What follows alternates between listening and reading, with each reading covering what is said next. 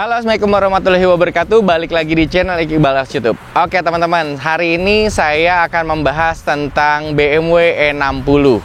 BMW E60 ini ada di depan saya, yang tipenya 530 bermesin M54. Ini 3000 cc yang full spec, yang paling tertinggi di serinya. Oke, jadi jangan kemana-mana. Hari ini saya akan membahas tentang kelebihan dan kekurangannya dan semua tentang all about E60. Jadi jangan kemana-mana, tetap di channel Iqbal YouTube. Oke, teman-teman, yang pertama saya akan membahas tentang generasi dari seri 5. Seri 5 E60 yang ada di depan saya ini generasi kelima dari BMW. Yang sebelumnya itu ada E39, ada E34 dan seterusnya. Dan di atas ini 2010 ke atas itu ada F10 dan seterusnya juga sampai G seri sampai yang sekarang. Oke, BMW ini E60 ini diproduksi dari tahun 2003 akhir. Tapi penjualan Indonesia biasanya 2004 biasanya yang pertama, itu sampai 2009 atau 2010 biasanya yang penjualan terakhir. Dan E60 ini keluar 3 varian, ada 520, 523, 525 dan 530. Sorry, maksud saya ada 4. Dan ini tergantung dari facelift atau pra faceliftnya, atau yang disebut LCI dan non LCI. Kalau yang LCI, kalau yang pra facelift atau yang non LCI itu yang generasi pertama dari 2003 sampai 2006. Nah, 2007 sampai 2010 sampai yang terakhir itu yang sudah LCI. Apa sih yang membedakan antara 520, 525, 523 dan 530? Yang jelas dari cc-nya sudah berbeda. Kalau di BMW itu gampangnya kalian itu ngelihat seri 5 berarti depannya pasti 5. Kalau terakhirnya ada 25 atau 23 atau 30 seperti mobil ini, emblemnya 530 berarti 3000 cc. Kalau 525 itu 2500. 523 berarti 2500 cc juga, tapi biasanya ada yang dikurangin. 520 berarti 2000 cc. Nah, selain dari cc mesinnya yang berbeda, itu pastinya juga futuristiknya juga berbeda. Atau komponen-komponen dari itemnya, dari interiornya, dan kecanggihan-kecanggihannya juga pasti berbeda. Salah satu contohnya, mobil ini tahun 2005, 530 non LCI. Nah, mobil ini sudah dilengkapi dengan sunroof yang di seri yang lainnya itu nggak ada. Itu yang pertama. Dan yang kedua, jok ini sudah elektrik. Bagian depannya itu sudah elektrik, dari recliningnya sudah elektrik. Nah, kalau di seri lain itu belum ada. Dan di mobil ini sudah ada cruise control dan segala macam. Nah, di seri yang lain juga belum ada. Nah, itu yang membedakan antara 520 dan seri-seri yang lainnya.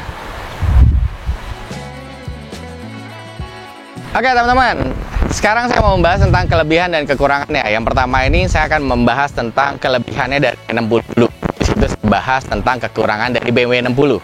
Dan selanjutnya saya akan membahas tentang kelebihan dari mesin M54 yang 3000 cc yang seperti di depan saya ini, dan kekurangannya dari mesin M54. Yang pertama itu saya akan membahas tentang kelebihan dari BMW 60. Nggak bisa dipungkirin ya teman-teman ya, kalau kalian ngeliat dari sisi depan, samping, belakang, itu bayangin kalau kalian yang make. Dan kalian bayangin kalau anak muda, mungkin seumuran saya atau lebih muda atau lebih tua sedikit, mobil ini pada saat keluar itu kelihatannya mewah banget. Kelihatannya kalian tuh tajir banget gitu, kelihatannya kaya banget. Padahal mobil ini harganya, waduh, cuma 100 jutaan kurang lebih. Nggak nyampe 200 juta kurang lebih. Nah, balik lagi, mobil ini terlihat mewah banget. Karena apa? Karena bodinya yang panjang dan lebar. Jadi kelihatannya mobil ini sangat eksekutif banget, sporty banget. Mobil segala aspek ada di sini nih. Kelihatan mewah, kelihatan sporty, kelihatan keren tuh ada di mobil seri 5. Dan kelebihannya dari seri 5, dari semua seri 5, itu biasanya untuk pemakai BMW yang sudah seri 3, mencoba seri lain, terus akhirnya dia naik kelas ke BMW seri 5, itu biasanya dia mentok di seri 5. Biasanya di seri 7 mereka masih agak takut. Jadi mereka kalau yang sudah mencari kenyamanan dan mencari fitur-fitur yang canggih, itu biasanya di seri 5. Kalau seri 7 itu terlampau canggih banget, jadi terkesannya kita masih takut, ringkih atau apa segala macam. Nah, di BMW 60 atau seri 5 semua itu menjadi salah satu pilihan buat teman-teman yang mau naik kelas dari seri 3. Oke, sekarang kita membahas masalah mesin di BMW E60 dan saya akan membahas secara kelebihan dan kekurangannya di mesin M54 di BMW E60. Mobil ini 3000 cc dengan kode mesin M54B30. Jadi basicnya M54 dengan 3000 cc. Ya, di E60 memang masih ada yang memakai mesin M54, yaitu biasanya 2004-2005. Nah, 2006 itu biasanya sudah N mesinnya. Kelebihannya dari mesin M, ini adalah generasinya banyak banget yang pakai M ini ya, M54 ini. Yang pertama itu dari E39, tahun 2001 ke atas itu sudah memakai mesin M54. Yang ada yang 2000, ada yang 3000 cc, itu pakai mesin M54, itu yang pertama. Dan yang kedua, M46 pun yang 325 itu pakai mesin M54. Dan M46 yang CI pun yang 3000 cc itu memakai mesin M54. Dan sampai BMW X5 pun itu memakai mesin M54. Jadi generasinya M54 ini banyak banget yang pakai. Karena apa? Karena mesin yang paling, kalau menurut saya paling gampang banget perawatannya. Dan kita bisa menyocokkan antara satu sama lain. Yang penting basicnya sama dan yang penting cc-nya sama. Kekurangannya dari mesin M54 di 3000 cc ini karena belum memiliki fitur atau kecanggihan yang baru, jadi masih agak boros dibandingin sama mesin yang kodenya N52. Jadi mesin ini bisa dibilang mesin ini mudah, gampang perawatannya, tidak ringkih, banyak generasinya, tapi kekurangannya lebih boros daripada mesin yang berkode N. Itu kelebihan dan kekurangannya mesin M54. Oke, sekarang kekurangan dari BMW E60. Nah, kekurangan dari BMW E60 saya akan bahas masalah bagian luar dulu, nanti baru bagian dalam. Kekurangannya yang pertama, BMW E60 itu terlalu bongsor kalau menurut saya. Jadi, kita drivingnya itu terlalu lebar. Dan kedua, terlalu panjang. Karena dari bagasinya sampai dari batas kabin sampai ke kap motor atau bagian depan itu panjang banget. Jadi untuk biasa teman-teman yang biasa pakai seri 3 atau pakai sedan yang kecil terus pakai seri 5 itu butuh penyesuaian banget. Yang jelas udah pasti bumper-bumper kalian akan jadi korban. Tapi jangan khawatir karena di BMW 530 ini sudah ada sensornya biasa di sini. Ini seperti ini udah sensor. Jadi pada saat kita mundur di layar iDrive-nya pun sudah ada jaraknya, ada merah, kuning, hijau. Nah, gitu-gitulah kurang lebih. Yang kedua, kekurangannya dari sisi luar dari BMW 60 itu adalah seringnya getasnya karet-karet di bagian kaca, bagian depan dan bagian belakang. Nah, seperti mobil ini mobil jualan saya. Ini udah saya ganti karet kacanya bagian depan dan belakang karena sudah retak-retak dan sudah agak getas. Padahal ini kilometer baru 66.000 kurang lebih. Tapi karena cuaca Indonesia itu yang bisa memakan dari material dari karetnya. Oke. Yang selanjutnya, kekurangannya di bagian interior itu adalah material interiornya itu dia soft touch. Dan di panel-panel plastiknya itu dilapisin dengan seperti lapisan, seperti cat yang gampang banget tergores oleh kuku. Nah, jadi kadang-kadang itu kalau di E60 itu kalian jangan heran kalau E60 walaupun kilometer 60.000 kayak gini pasti ada garet-garet kuku. Biasanya di panel-panel yang di yang di bagian modul power window-nya atau dari cover joknya itu biasanya udah ada garet-garet kuku. Oke, yang selanjutnya kekurangannya di BMW 60 ini mempunyai suspensi yang lebih keras dari sebelumnya yaitu atau E39. Kalau secara touch-nya atau secara soft-nya itu lebih empuk banget E39 dibandingnya sama E60. Selain badannya lebih besar, E39 pun lebih nyaman sebenarnya untuk suspensinya. Lalu yang selanjutnya, pada saat kita driving, kita muter balik, rotasi wheelnya itu, rotasi perputarannya itu sangat pendek. Nggak seperti mobil M46, nggak seperti X5, nggak seperti seri 5 yang sebelumnya. E60 ini lebih pendek rotasi perputarannya. Jadi ini yang kadang-kadang pada saat kita muter itu kita butuh 2 kali atau kita harus agak melebar. Nah, itu kekurangannya.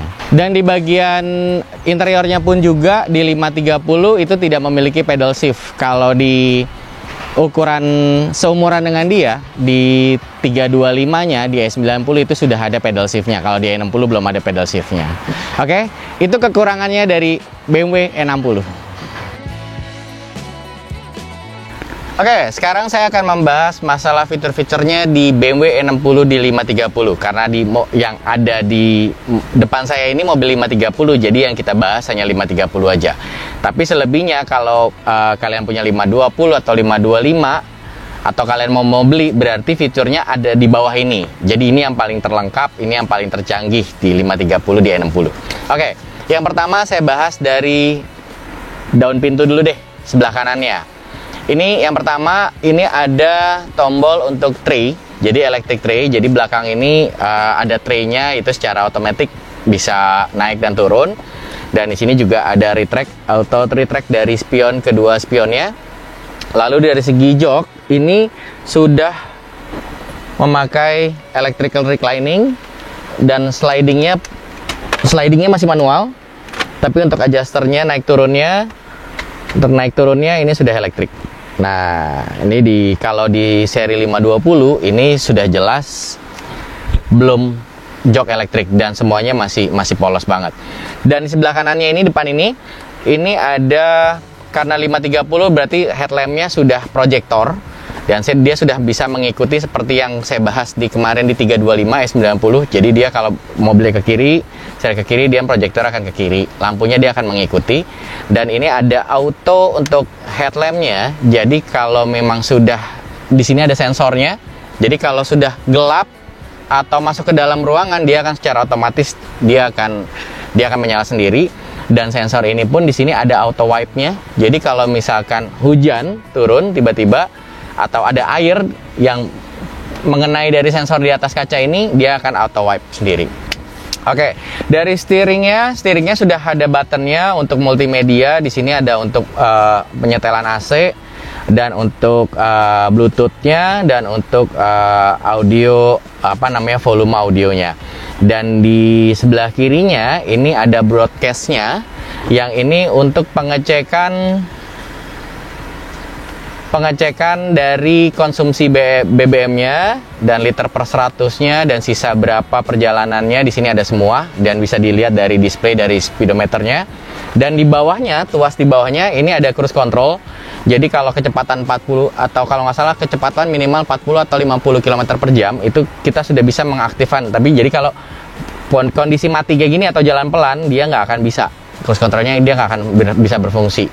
Oke, lalu di bagian tengahnya, panel tengahnya ini ada iDrive. iDrive ini memang masih sederhana ya dibandingkan dengan yang 2009 atau 2010-nya, atau dibandingkan sama 325-nya, seri 3-nya. Ini memang masih sederhana banget.